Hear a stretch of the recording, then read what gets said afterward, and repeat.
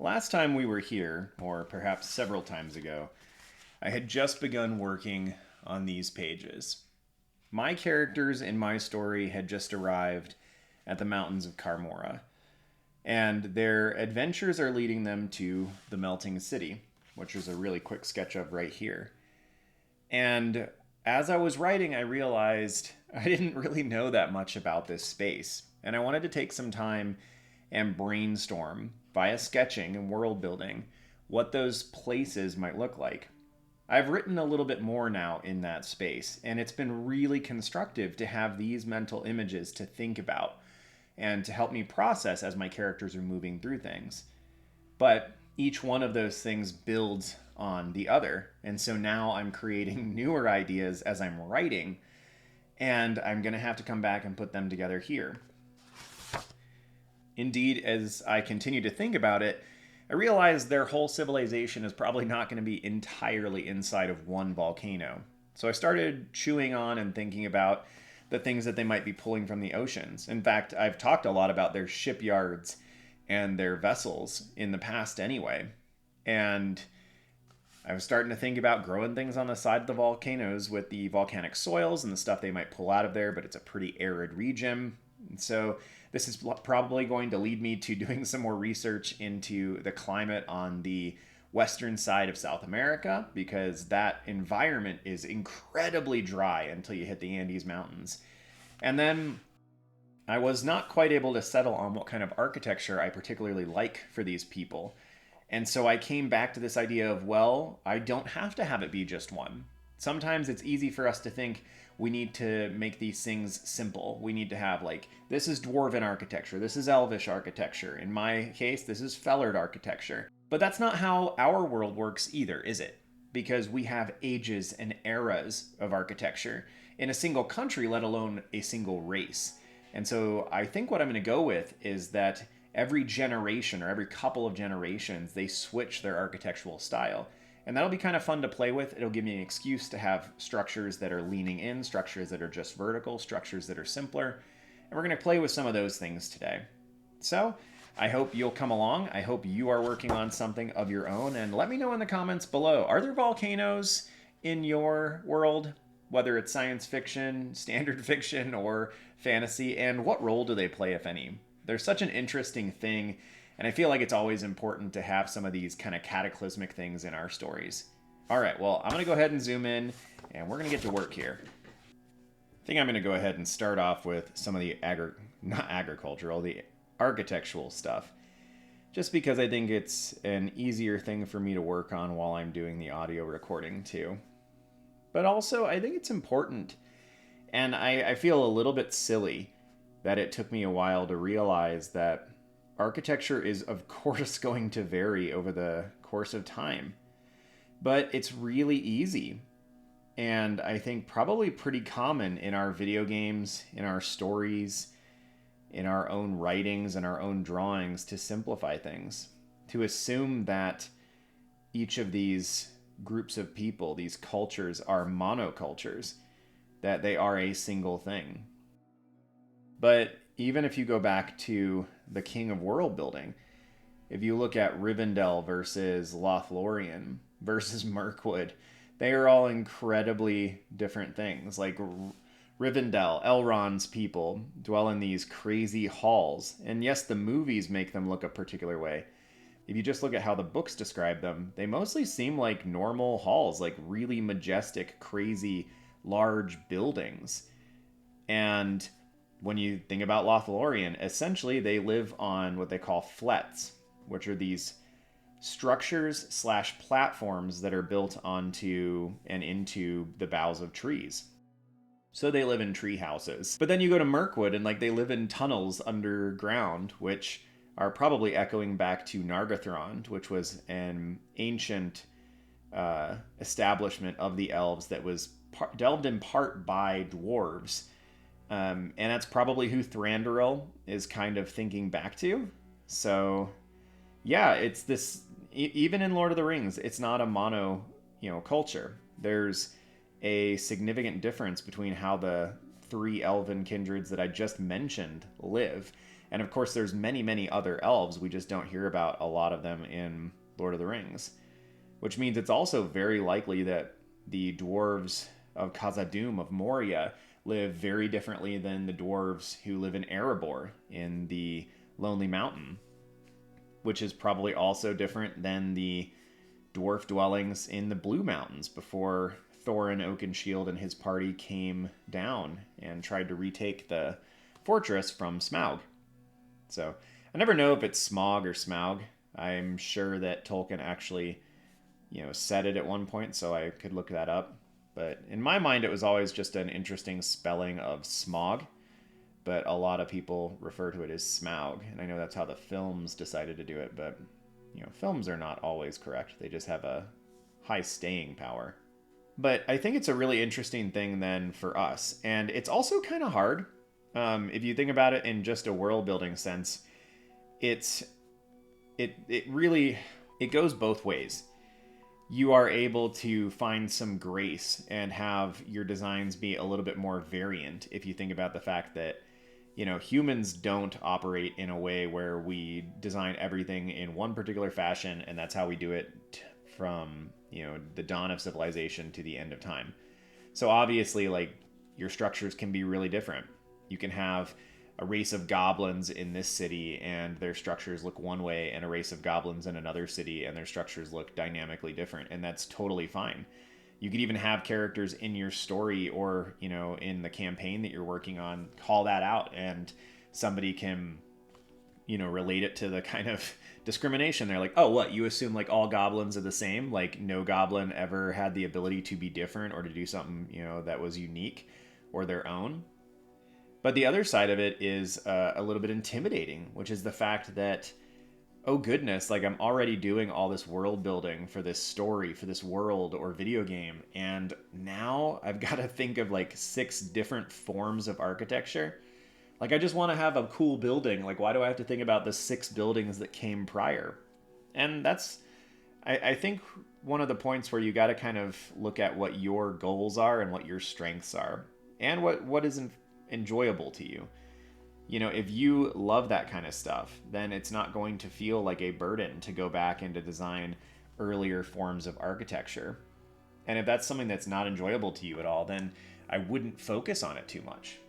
There's already a tremendous amount of work that needs to go into building even the simplest world. I mean, obviously, the simplest way to do it is literally to just have it be our world. And then you have to make very few decisions. You just have to decide what you want to expose and what you want to talk about. But if you're going to design a world from scratch, there are a lot of decisions that you have to make. And obviously, if you're going to also try to make decisions about not just where things are at the moment, but where things were in the past, it's going to get intimidating rather quick. And so if that is something that seems intimidating to you, it's not an enjoyable process. It's something that makes it daunting or feel daunting, so you don't really want to put more time into the world building, then I would say just forget those things for now, and maybe forever.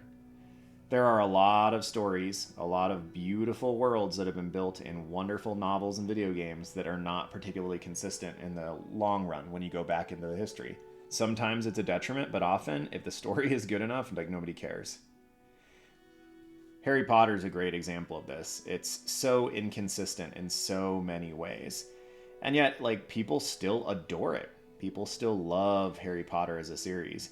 And yet Rowling was not very good about thinking about things really far ahead of time. If you look at the inconsistencies from novel to novel and the different kinds of magics and the things that are thrown in here and there to try to compensate, like, it's pretty staggering. But again, it doesn't ruin it for people. In fact, it's funny, but now there are people on YouTube whose whole job is essentially to pull apart and create Harry Potter theories. And I think a lot of that happens because the author was so inconsistent that now you actually have to have people theorize about things. Like, when Tolkien was quote unquote inconsistent, like, people would ask, like, well, what is Tom Bombadil? Or what about this? Or what happened to Ungoliant, Shelob's mother? And he was basically just like, it's a mythology. Like, you can't know all the pieces. Like, I'm not going to explain everything. I'm not going to comment on things. I'm not going to tell you definitively where the Entwives went and if they're still alive or not. You know? And he allowed it to be mysterious. And I don't know if in all those cases, this one looks so much worse than that one. I don't know if in those cases, like, he had real answers and he just didn't tell people. But I kind of wonder sometimes if all the things that J.K. Rowling has clarified, if her stories wouldn't feel more mysterious and intriguing if she'd just kind of let it alone. Just let those things be. So this is a good example of, you know, you don't have to do everything, and sometimes leaving a mystery can be good. But if you enjoy the process of playing with that architecture and making sure that everything's consistent and it does what it needs to do, then go for it. I am now kind of running into some issues of these are going to be parts of the city that hang upside down. And so obviously, like, a door is not going to work in the same way. Are you going to have balconies to make everything function? I haven't really thought about it. Like, maybe this space up here is the place where the buildings are attached. And so maybe it's actually more like this. Like, you'd have a walkway of some kind that's up above. And the building kind of extends down below. So you'd have, like, the front entrance to your house would be like up here. Let's see how this works. And, like, this door would then basically allow you to move down into this. And so you could have windows down here where you're looking down below onto the level of the city below. Maybe this one's actually a door here. And we'll kind of open that guy up. Maybe that means that there's, like, a platform or a deck that kind of wraps around. In my initial thought, it was the people that would be on the top side of each that would be, like, the highbrow, you know, but I wonder if maybe because the architecture of these would be more difficult to build, they might be more prestigious. So maybe it's the other way around, that the people who are on the bottom side of each of the layers are actually the people that are wealthier. I don't know. That would be kind of an interesting way to do it. I don't know that we're going to spend enough time at this particular location that it's going to matter for the storytelling purposes, but it could also just be a throwaway comment. And every time I build one of these things, it gives me the ability to come back to that location later, either in this book or in another book. The plan eventually, if I get my infinite will, is to finish the trilogy and then go back in and tell other stories in the same universe, because that's kind of the way that I've built it. So we'll see. I would very, very much like that opportunity, but got to finish at least something first and then try to figure out if people are interested in it. Once I have finished the whole trilogy, the plan is to go back and start the editing process, because then I feel like at the very least I know all the things that need to be foreshadowed. I can take a better look at the character arcs and make sure that they're doing what I want them to. And so many characters exist now in the book that were not even a shadow of a thought when I started writing. And so it'll be good to go back to the beginning. I also imagine that since the project has been pretty big, it's taken a long time. I think each book has taken me about 9 to 10 months to write, and I'm about 25-30% through the third, that my writing style has to have changed. So it's going to be good to go back and try to figure out how things are different and what needs to be changed and what is able to be left alone. So I'm kind of mirroring these structures to the ones that are up above, almost as if they are the hanging version of the others. So we'll see how this works. Another key thing to be aware of, and I'm sure I've mentioned this many times with the world building stuff, is if you want to successfully world build stuff, you have to be okay with your drawings turning out poorly, because you need to be able to experiment. You need to be able to try other things. Very seldom do I nail what I'm trying to do on the first try. Most of the time it's not even the second or third or fourth try. If we went and looked at some of the trees in the earlier portions, trees are hard for me. They've always been hard. That's part of the reason why I've done some videos on trees here on the channel, because teaching someone else how to do something means you really have to like analyze it yourself and process it and think about it. And so that's part of the reason I've done those videos, is because I knew it would force me to get better at a thing. But they're still hard, and I have to practice them constantly in order to get better at it, because it's a skill that I haven't cemented yet, and I will lose it if I don't practice. So it's just important to remember that you're going to have to try things many times, and you should feel very fortunate if you hit something out of the park pretty early, because it's not particularly common. So this is kind of cool. This is I like this one more. This feels a little bit more interesting, of the structure being like underneath. And I kind of like the idea of this platform too. This would be, again, kind of like these buildings right here that are on the underside of the city. I don't know why you would do this. It's one of those like prime fantasy things where it's like, this is not, you know, realistic or logical in many ways, but it's just dang cool. And, you know, if you're going to write fantasy or science fiction, like, you have to do things that are just cool for cool's sake, because like, you're writing fantasy, you're writing science fiction, like, do cool things. My sketching style in this book has also changed dramatically over time. And I know that sometimes it can feel like such an accomplishment and such a wonderful thing to be consistent with your style. But style will shift and grow as you shift and grow. I would very much encourage you not to settle on a singular style, especially with this kind of work. Find a way to be okay with things slowly developing and turning out differently. And especially when it comes to kind of this first stage of world building, where you're trying to figure out what a civilization looks like or what architecture looks like, don't make really beautiful finished drawings. Make lots and lots and lots of sketches. And they're not the glorious things to show other people. So if you get tied up in social media, if you just know yourself well enough to know that's a problem that you run into, I would not share world building stuff. And I would not share it because it needs to be kind of ugly. You're going to have lots of things that don't really make sense as you're sifting through ideas and trying to figure out what you like and what you don't like.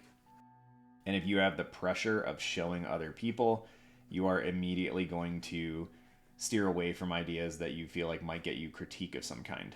You have to be free from that in order to world build adequately, I think. The same goes for not just the art part of it, but also the writing component. If you are writing anything, and especially I think if you're writing any kind of world building, it is not something that you need to feel like you have to show other people. In fact, in a lot of cases, it can be really unsafe to show other people, because their opinions are going to infect your own. Of course, there are times where it can be totally fine and even beneficial to share your work with other people. And I'm not really saying that. I'm just saying, like, you shouldn't feel the need. If you have people in your life, they're like, come on, like, show me what you're working on. Like, know yourself and know your people well enough to know if they actually care about the complicated, insane things that you're jumping into when it comes to world building. Because world building is hard, and there's going to be a lot of people who just don't get it. They don't understand why you're doing it or why you care. And there's going to be people, honestly, that wish they had done something of similar size and scope. And because they feel bad about the fact that they haven't, they're going to try to shoot you down and make you feel worse about it. I know that kind of sounds extreme and it kind of sucks, but it's true. A lot of the people that you meet or run into in your life that are disparaging of your artwork are people who likely wish that they had dedicated time to something like that. Maybe not that specifically, but to something akin to it. And they feel this shame or this pressure. And unfortunately, sometimes human beings, instead of being rational creatures and understanding that and being happy for the other person, will just try to make you feel terrible. Because in making you feel terrible, they feel better about the fact that they didn't go out on a limb and try something hard. And it sounds stupid, and it so totally happens. And if that's ever happened to you, I'm really sorry, because that sucks. And the unfortunate part is it often happens with people that are close to you. This is something that family members will often do, because family members are often the most brutal, because they are in proximity to you. They probably take your relationship with them for granted. and they don't worry so much about making you angry because they're like, like that's my brother, like he'll come back to me. It's like, well, no, like you don't have to. There is a lot to be said for making sure that the people you surround yourself with, family or otherwise, are people that are good for you. There's a big reason why found family is such a huge thing in a lot of the media that we consume. Because at the end of the day, you don't have control over who your mom or your dad or your sibling is. You have control over the person that you live with. You have control over the people that you spend time with, the people that you call friends. And you need some amount of autonomy and control in your life. So just be aware that if you do share your work with people and they are disparaging, that it's really hard to take what they say and trust it, because there's a good chance that they just don't understand it, and there's maybe even a greater chance that they are jealous of what you're doing. They wish they had the skills, but more than that, they probably just wish that they had taken the time. They wish they had the drive that you have. And they're probably not even aware of it themselves. So just try to ignore them. Realize that what you do creatively does not need the approval of someone else. What I'm working on here is I just thought it would be kind of cool to have some creatures that like live in the magma underneath the city. So not only is it like this crazy hot environment where, you don't fall in there because, you'll die, but also like the worms will eat you. And that just sounded cool to me. So I created this kind of weird guy. He has no name yet, but eventually he will be of some kind of race of creature. I just thought this would be kind of a fun design. This reminds me a lot, if you've ever heard of the Animorph TV series, or no, what am I saying? The Animorph book series. There's an alien race in there called the Taxons, and they're kind of described as just like worms with tons and tons and tons of teeth. And this is kind of what they always existed as in my head. I didn't think of them when I was drawing this, but just now as I'm like shading it and putting some more texture on it and finishing up some of the details, I'm aware of that and reminded of that. That was a really good series. I don't know if you've ever read it. I would love to hear it from you in the comments if that's something you ever read. I read a ton of those books as a kid. I loved them. I don't read nearly as much as I used to. I think a lot of the time that I would be reading, I actually dedicate toward my own crafts now. And that's both good and kind of a bummer, because I should read more. My backlog of books to read is massive, and I will hopefully get to them at some point. I'm not a huge fan of audiobooks. If I'm not aware of the content, I find that my brain kind of drifts, and all of a sudden it's like, oh, it's been 5 minutes, my mind has been wandering, and I have no idea what the last 5 minutes of that book were, and I find myself going back on it and rewinding, and it just gets kind of annoying. Ironically, though, and this may be not surprising to any of you listening, if you have any of the same tendencies I have, I love listening to and watching things that I've already watched before because they're comfortable and they're known. And so, I do just perpetually listen to Lord of the Rings audiobooks because I've read those books several times in reality, and I've listened to them many times. And it just feels like, oh man, it feels like going to a restaurant in your hometown and ordering the same food that you got when you were a kid. It just feels so comfortable. And, with how crazy things are sometimes, especially right now, it is so nice to just have the comfortable thing to be able to go back to now and again. So, I'm sorry, I'm a little bit off the screen there. Let's pull it down. I call this guy as a volcano kiwi or volcanic kiwi. I'm not a huge fan of kiwi fruit. My daughter loves them. She likes the golden ones, which have started being available recently here in Colorado in the last year or two. And she really likes those guys, so I get those for her sometimes.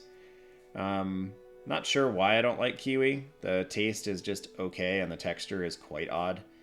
I find that furry fruit often are a little bit off-putting to me. I struggle with the same thing with peaches. But I love peaches. They taste so good. So I will suck it up and deal with it. But yeah, fuzzy things that shouldn't be fuzzy. Just not my favorite. All right, let's go over here a little bit and we'll work on some of this stuff. I'm not 100% sure how to draw this. The idea here was essentially these are fields that are kind of reminiscent of some of the Asian rice growing. I don't know which country does it this way because I know there's a bunch that do it this way, where they're on the steps of, or terraced into the sides of mountains and things like that. So I thought that would be really cool to do on the side of the volcanoes, or volcano, I guess. I don't really know. I think it's just the one volcano. But I thought that would be a really interesting way for them to have their agriculture. So that's kind of the idea I'm going with here. So it means that there's going to be this rocky terrain in between some of the sections that have been flattened out and then used for different things. Though as I'm kind of shading this in this way, it does occur to me that that rocky terrain can probably be used for climbing, kind of like the volcanic kiwi that I've got over there. So again, these ideas and these things come up like the more you work on things. So don't feel like you need to get it all right at first, and don't beat yourself up if oh no, I could have done this. Like, that's going to happen all the time. And it's one of the most beautiful kind of cool aspects of this kind of work is you're going to learn things and discover things constantly, because that's just kind of what this does. World building is one of the wisest things I think you can do if you are an artist who wants to keep improving and growing, because how often do you just randomly look up how to draw a couple different kinds of fish and then draw one or two and then riff off of them and create your own, or figs, or tomatoes, or a butternut squash, or prickly pear, or weird worm things. Like, one of the best parts about world building is that it forces you to look up and draw and think about things that you wouldn't otherwise. And I think that's wonderful. I think that's a wonderful aspect of it. This is probably going to be one of those drawings that is going to work a lot better once I get some color on it. And I'll probably do another world building session where I go through and talk about something related or unrelated that has to do with the coloring of all these things. I think most of them are metal, because I'm trying to think about like how would you have a structure that does this if it's not metal, like if that's stone. There is some crazy stuff like that with the Numenorians in Lord of the Rings, but yeah, that kind of goes to a point where it's like I don't have any idea how you would do that. That doesn't make a whole lot of sense. So maybe I will, but as for now, I'm mostly thinking about having that be metal. Again, it's still going to be kind of insane, and one of the things I was writing last night was somebody noticing the giant chains that hold the city aloft and commenting on it, and even one of the people who lives there is like, yeah, we don't know. Like, that is the craft of old. We do not know how the city was lifted or if it was built that way originally. Like, we don't know. And I think that kind of stuff is really important to include in your world. I mentioned it earlier, but it's really important to not explain everything, because in our world, not everything is explained. We don't know how all of science functions. We don't know why some medicines and treatments do the things that they do. But reality is kind of uncaring. It just keeps doing what it's going to do.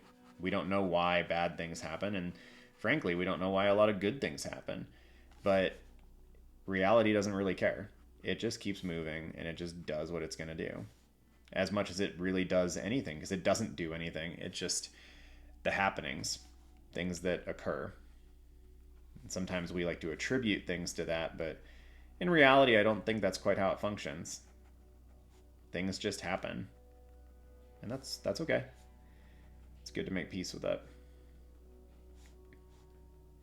So yeah, I think this is going to be better when I come in with color and can give myself some more detail to play with, or different kinds of detail. Color is a dangerous thing, but sometimes it can be really advantageous to kind of finish some things off. I'm going to get close to wrapping this up then. So, as always, thanks for being here. Thanks for coming and listening. I hope that this has been beneficial to you. I hope that your world building is coming along nicely. And if you haven't got a chance to check out the Discord and share some of what you're working on, that would be wonderful. It's a good little community that has a lot of like-minded people who work on world building stuff and drawing and painting of many other kinds. We even have some people on there who do, sculpture and mini painting and stuff like that. It's really cool. So if you feel so inclined, feel free to check it out. Thank you to my patrons who are on the screen as well. If you want to check out the Patreon, it is linked down below next to the Discord server. If you want to check that out and you would like to support what I do here, that would be wonderful, but no obligation whatsoever. All right. Well, have a good one, y'all. See you soon.